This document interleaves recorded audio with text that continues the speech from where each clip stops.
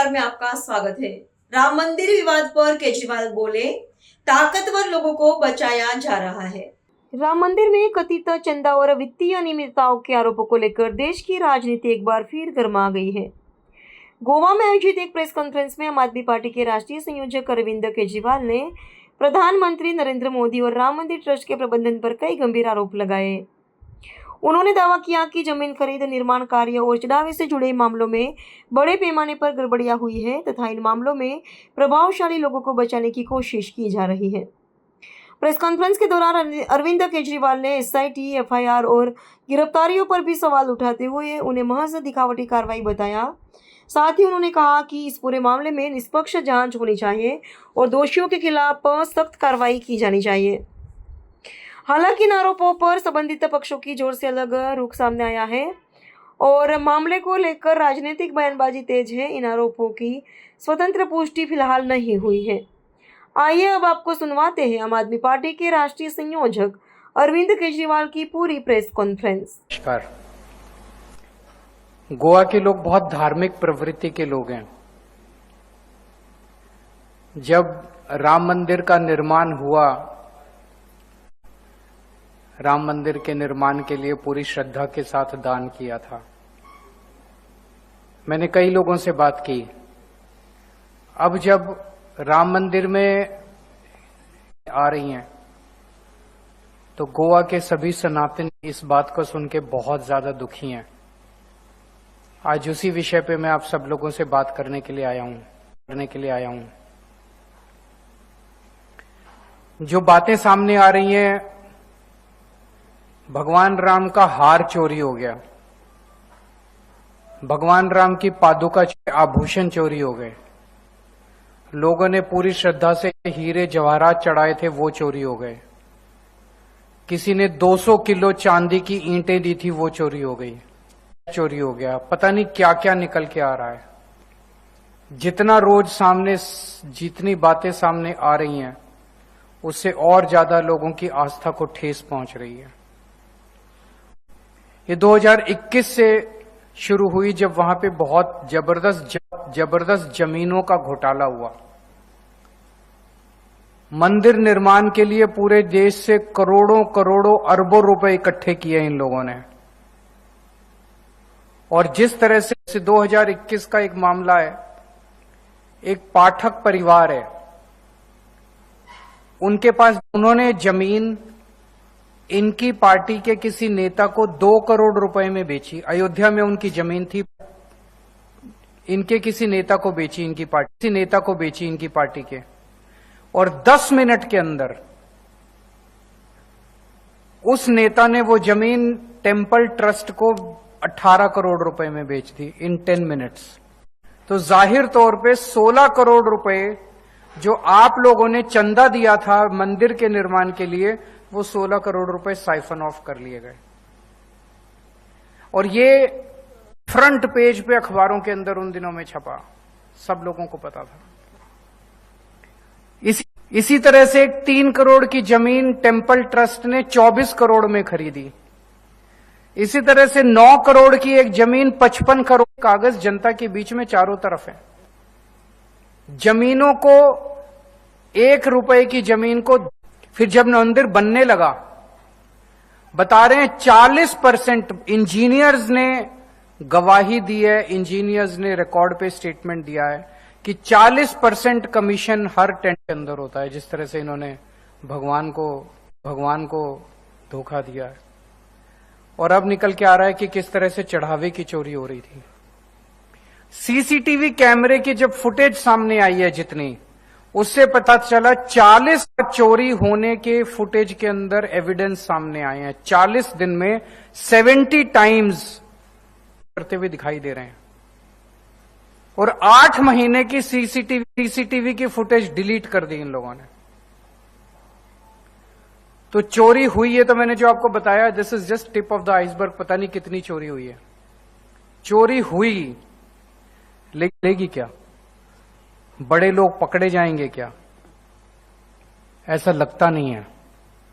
क्योंकि जब से यह मामला सामने आया, पूरा मामला दबाने की पूरी कोशिश की जा रही है। गवाहों को डराया जा रहा है और पूरे के पूरे मामले को लीपापोती करने की जा रही है। लेकिन मैं देख रहा हूं कि टीवी चैनल के ऊपर जब एंकर आते हैं तो एंकर कहते हैं नहीं, मोदी जी बड़े बड़े लोगों को सजा, किसी को बख्शेंगे नहीं मोदी जी को। वो कह रहे हैं मोदी जी को पता नहीं था, अभी तक पता नहीं था, मोदी जी को सब पता था। मोदी जी ने ट्रस्ट बनाया, उस ट्रस्ट के अंदर जितने लोग थे एक एक आदमी मोदी जी ने पिक कर करके चूज कर करके अपने आदमियों को ट्रस्ट में रखा। चंपत राय मोदी जी का अपना पर्सनल खास आदमी है। मोदी जी ने चंपत राय को इस मंदिर का सर्वे सर्वा बनाया, सारी पावर उसके पास थी, चंपत राय के पास था। एक पत्ता नहीं हिल सकता था पूरे मंदिर में चंपत राय के बिना, और चंपत राय को स्पेशली मोदी जी ने चूज करके वहां पे बिठाया। तो जो लोग कह रहे हैं कि मैं उनसे पूछना चाहता हूं कि इतनी चोरी इतने दिन से चल रही कि बिकी, सारे अखबारों के फ्रंट पेज पे छपा, मोदी जी को पता नहीं चला? 3 करोड़ की जमीन 24 करोड़ में बिकी, सारे अखबारों में छपा, मोदी जी को पता नहीं था। करोड़ की जमीन 95 करोड़ रुपए में और सारे कागज पब्लिक डोमेन में है, मोदी जी को पता नहीं था। कंस्ट्रक्शन के अंदर 40% की कमीशन मांगी जा रही थी, मोदी जी को पता नहीं चला। हो गई, भगवान का हार गायब हो गया, भगवान की पादुका गायब हो गई, भगवान के ऊपर चढ़ाए हुए हीरे जवाहरात गायब। 70 बार चोरी पकड़ी गई, मोदी जी को पता नहीं चला। 8 महीने के सीसीटीवी के फुटेज गायब हो गई, मोदी जी को पता नहीं चला।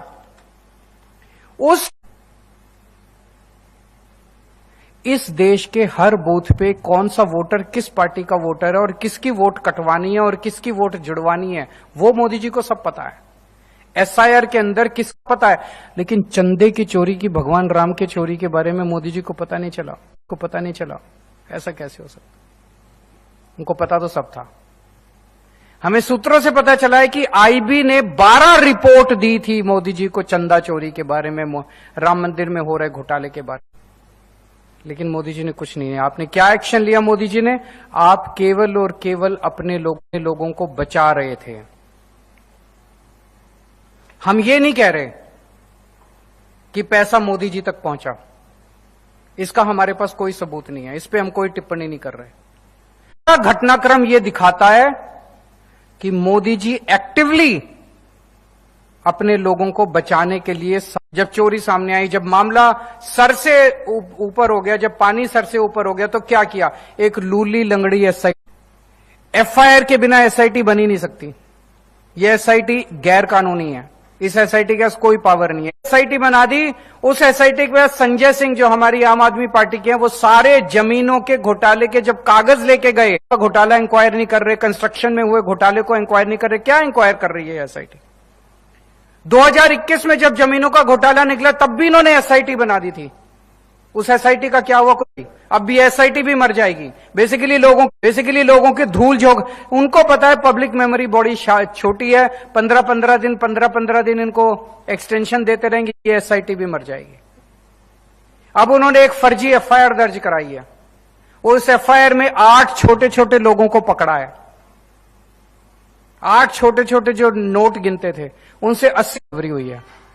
200 करोड़ का कैश गायब हो गया, उसमें से 80 लाख रुपए की रिकवरी हुई। अपनी शाबाशी दे रहे हैं कि हमने एक्शन, कुछ टीवी चैनल वाले एंकर कह रहे हैं मोदी जी ने एक्शन ले लिया, 8 लोगों की गिरफ्तारी। वो 8 लोगों से 80 लाख रुपए की गिरफ्तारी हुई है। 200 करोड़ तो पता नहीं है 125 साल लगाएंगे 200 करोड़ की वो करने के लिए।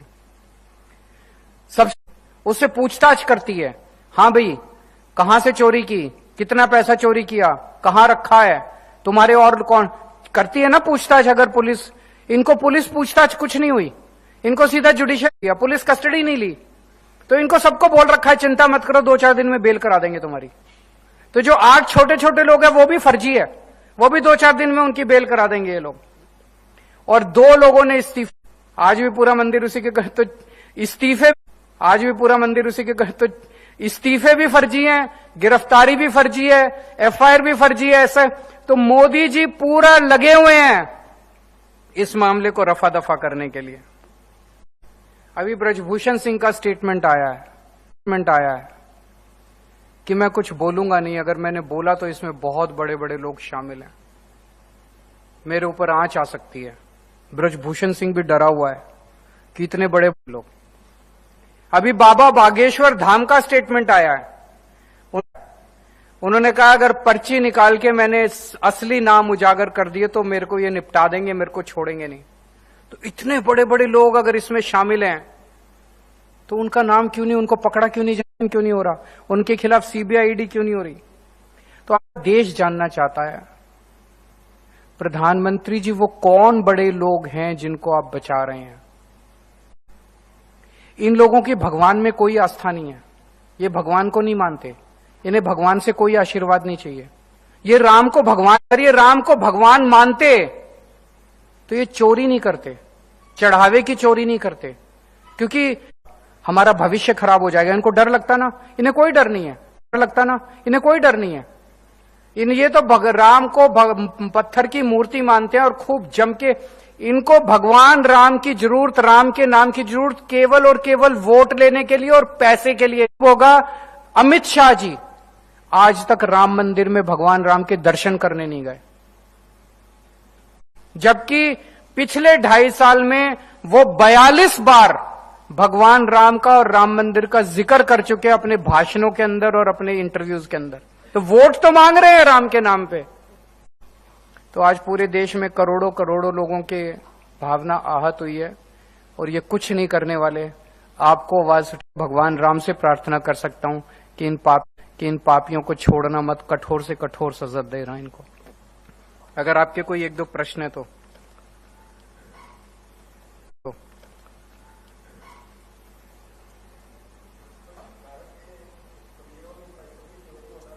हैं जी।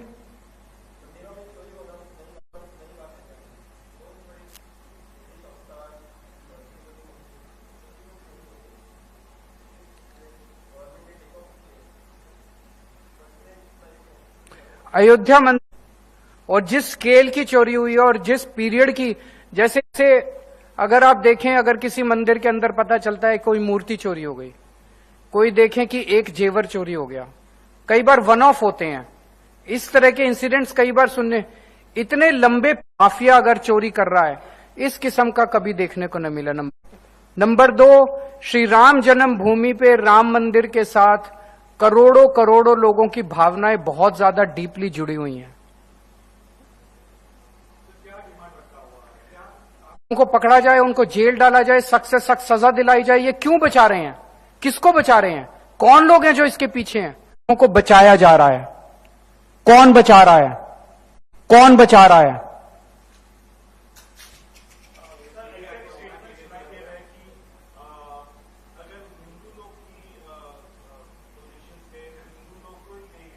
मतलब जो चोर था वो हिंदू था कि क्या?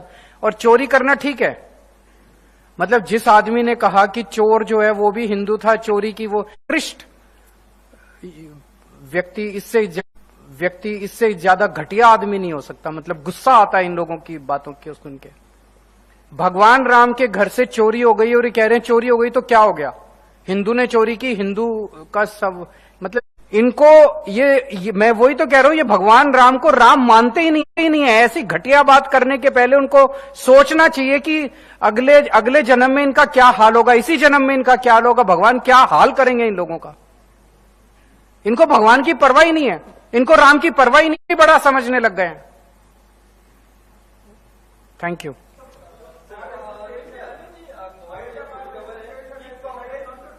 आई am very grateful to Ayodhya bar association.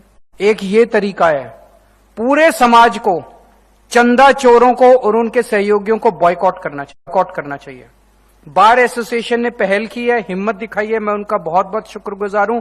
पूरे देश को चंदा चोरों को बॉयकॉट करना चाहिए, चंदा चोर के सहयोगियों को, सपोर्टर्स को, सबको बॉयकॉट करना। अभी आज भगवान राम की बात करते हैं। वाल्मीकि, जो वाल्मीकि डिसाइड करेंगे, इनकी टीम डिसाइड करेगी, हम लोग सपोर्ट करेंगे। अगर आपने हमारा अभी तक चैनल सब्सक्राइब नहीं किया है तो कृपया चैनल सब्सक्राइब कर लें, लाइक करें, शेयर करें, कमेंट करें। तो मिलते हैं फिर किसी और खबरों के साथ। नमस्कार।